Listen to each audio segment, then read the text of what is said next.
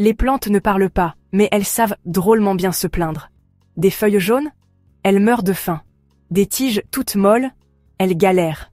Mais le truc, c'est que la plupart des jardiniers ne réalisent même pas que c'est eux le problème. Et si je vous disais qu'un simple petit changement, comprendre l'azote, le phosphore et le potassium, pourrait transformer vos plantes, toutes tristes et raplapla en beauté verdoyante et pleine de vie? Prêt à arrêter de jardiner au pif et à cultiver comme un pro? Allez, on va décortiquer le langage secret des plantes et percer les mystères de leur croissance. Imaginez un peu. Vous entrez dans un jardin tellement luxuriant qu'on se croirait dans un film fantastique. Les feuilles scintillent au soleil, les fleurs explosent de couleurs, et vos tomates sont tellement charnues qu'elles rendent vos voisins verts de jalousie. Le secret? Non, pas seulement le soleil et l'eau. Vos plantes ont besoin de leur version d'une alimentation équilibrée. NPK. Ces 3 petites lettres, azote, phosphore et potassium, ce sont les stars de la nutrition végétale. Eh bien les doser, c'est ce qui fait la différence entre un jardin qui cartonne et un qui vivote à peine. L'azote, c'est un peu le shaker de protéines de vos plantes, il assure que les feuilles restent bien vertes et pleines de vitalité. Si vos plantes jaunissent comme si elles passaient un casting pour une ambiance d'automne, c'est qu'elles réclament de l'azote à corps et à cri. Mais n'en abusez pas. Trop d'azote, et vous aurez une jungle de feuilles sans une seule fleur ni fruit. Super si vous cultivez une haie. Un peu moins si vous vouliez, disons, de vrais légumes. Ensuite, on a le phosphore, l'architecte des racines solides et des floraisons magnifiques. C'est comme un coach personnel pour les jeunes pousses, il s'assure qu'elles partent sur de bonnes bases. Si vous lésinez sur le phosphore, vous aurez des plantes toutes tristes, chétives, avec des feuilles qui ont l'air meurtries et violacées. Et enfin, mais pas des moindres, le potassium, c'est le booster de santé générale de vos plantes. Il les rend plus costaudes face aux maladies, les aide à mieux retenir l'eau et garde leurs tiges bien solides. Sans ça, les feuilles deviennent craquantes comme des frites trop cuites, et vos plantes ont l'air d'avoir baissé les bras. Mais attention, petit piège. Toutes les plantes n'ont pas les mêmes besoins.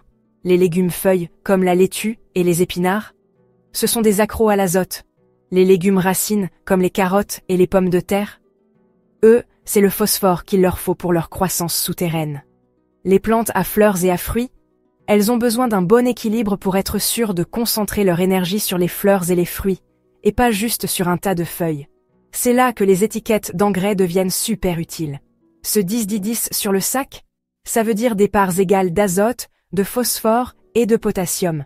Un 5-10-5, ça c'est chargé en phosphore, parfait pour encourager les fleurs et les fruits. Choisir le bon engrais, c'est comme choisir le bon carburant pour une voiture de course. Si vous vous trompez, vos plantes calent ou grillent. Et si vous êtes plutôt du genre jardinier au naturel, bonne nouvelle, pas besoin d'engrais du commerce pour rendre vos plantes heureuses. De l'azote?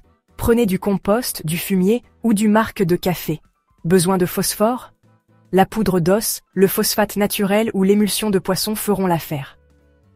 Du potassium? Les peaux de banane, la cendre de bois ou la farine d'algues, c'est ce qu'il vous faut. Le top du top?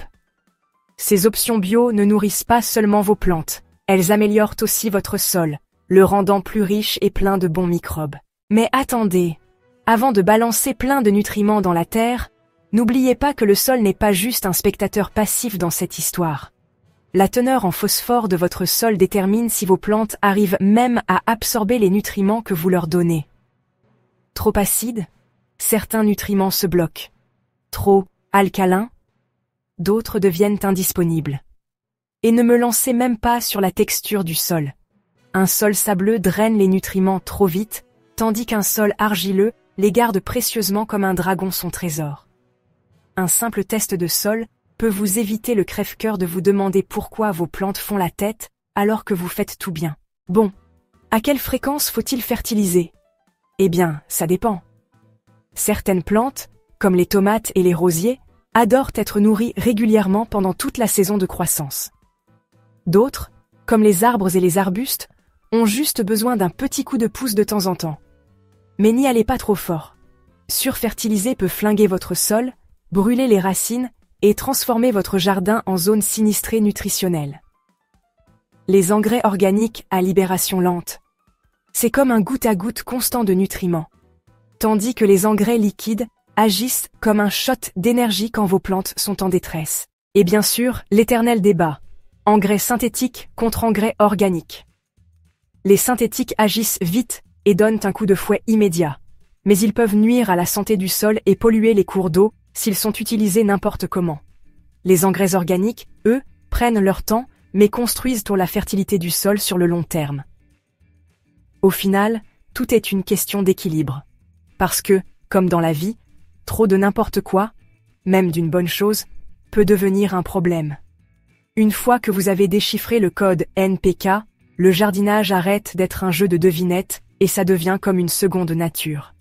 Feuilles qui jaunissent, tiges faiblardes, croissance ralentie, ce sont juste les plantes qui essaient de vous dire ce dont elles ont besoin.